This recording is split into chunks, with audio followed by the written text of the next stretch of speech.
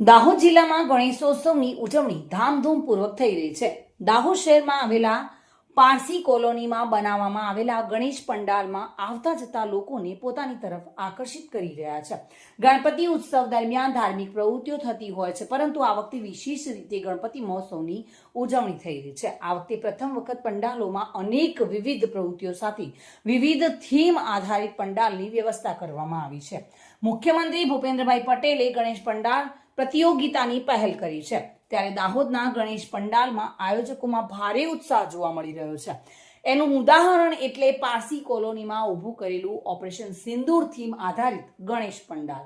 દેશની નારીઓનું સિંદૂર મિટાવનારનું દેશની નારી શક્તિએ નામો નિશાન મિટાવી દીધું.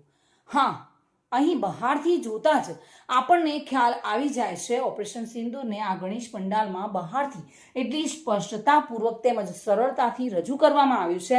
ભારત દેશના સૈનિકોએ જે રીતે પાકિસ્તાનના આતંકવાદીઓનો ખાત્મો કર્યો છે તે વાતને ઉજાગર કરવા અને સૈન્યની શક્તિને સલામ કરવા માટે ઓપરેશન સિંદૂરની થીમ જોડવામાં આવી છે. અહીં મુખ્ય ગેટ પરથી જ આપણને દેશભક્તિના પ્રથમ દર્શન થઈ જાય છે. અંદર ગયા પછી પ્રથમ આપણે ઓપરેશન સિંદૂર અને થયેલા હુમલાની યાદ આવી જાય છે.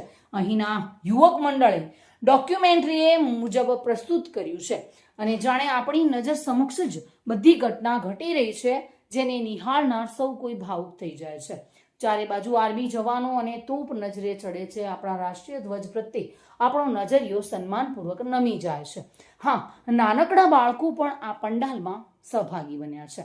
આ થીમ દ્વારા આયોજકો વિઘ્નહર્તાને આપણા દેશ પર કોઈ પણ પ્રકારની આપત્તિ ન આવે અને આવતા તમામ વિઘ્નો હરવા માટેની પ્રાર્થના કરવામાં આવી છે.